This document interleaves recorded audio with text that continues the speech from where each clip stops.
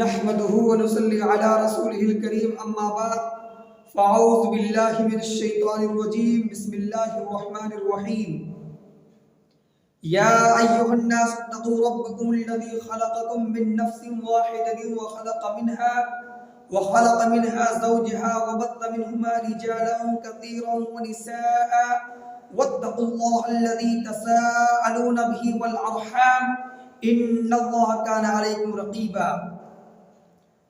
معزز سامعین کرام اور میری مسلمان ماؤں اور بہنوں، جناب محمد رسول اللہ صلی اللہ علیہ وسلم کے آنے سے پہلے پوری عالم انسانیت پر ضلالت و جہالت اور کفر و شرک کی سیاہ چادر لپٹی ہوئی تھی۔ فضائے کائنات پر نفرت و عداوت کی گھٹائیں چھائی ہوئی تھی۔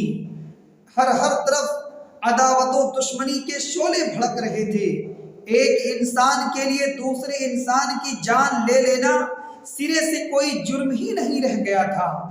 بھائی چارگی، اخوت و محبت کے سنہرے اور خوبصورت الفاظ معاشرے سے بالکل غائب ہو چکے تھے۔ گویا کہ انسانی قلب فہی کل حجارتی او اشد قسوہ کا مصداق بن چکا تھا۔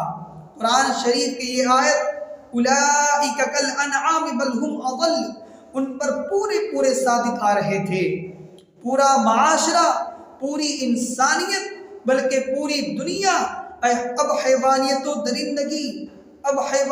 درندگی کے آخری کنارے پر پہنچ چکی تھی۔ کمزوروں پر ظلم و ستم کے پہاڑ توڑے جا رہے تھے۔ عورتوں کے ساتھ جانوروں سے بھی بدتر سلوک کیا جا رہا تھا۔ جب کسی کے یہاں کوئی بیٹی پیدا ہوتی اور انہیں یہ بتلایا جاتا کہ اللہ پاک نے آپ کو بیٹی عطا کی ہے تو اس کے چہرے پر نحوست و بدبختی کی سیاہی پھیل جاتی تھی۔ پورا گھر جہنم بن جاتا تھا۔ مارے شرم کے گھر سے باہر صرف اس لیے نہیں نکلتے تھے کہ لوگ کیا کہیں گے کہ لڑکی کا باپ بن گیا ہے۔ اس عفت و شرمندگی کو مٹانے کے لیے اس وقت تک چین سے نہیں بیٹھتے تھے جب تک کہ اس معصوم بچی کو زندہ درگور یا قتل نہ کر دیتے تھے۔ بعض گھرانوں میں سنگ دلی کا یہ عالم تھا کہ جب بچی 5-6 سال کی عمر کو پہنچ جاتی تو اس کو نئے کپڑے پہنا کر گھر سے باہر کسی دور جنگل میں لے جاتا جہاں پہلے سے گڑھا کھود آتا تھا اور اس گڑھے کے کنارے کھڑا کر کے اس کو دھکا دے دیتا۔ بیٹی چیختی چلاتی باپ سے مدد طلب کرتی، لیکن وہ ظالم باپ ڈھیلے مار کر مٹی ڈال کر اس کو دبا دیتا اور زمین ہموار کر کے چلا آتا۔ میرے دوستو، انہیں اس فعل پر کوئی شرمندگی محسوس نہیں ہوتی بلکہ اس کو فخریہ طور پر بیان کرتے تھے کہ ہم نے اپنی بیٹی کو زندہ دفن کر دیا ہے، ہم نے اپنی بیٹی کو قتل کر دیا ہے۔